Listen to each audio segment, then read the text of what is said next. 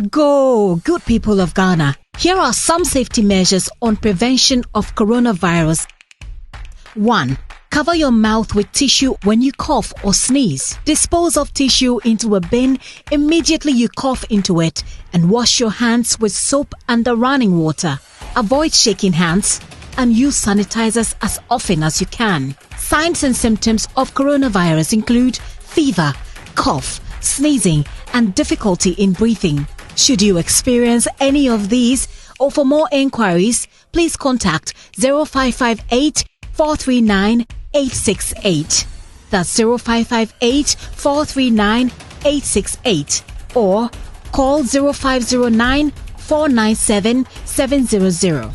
That's 0509 497 700. Remember to always wash your hands with soap and the running water. This message is brought to you by the Ministry of Health, the Ghana Health Service, and partners.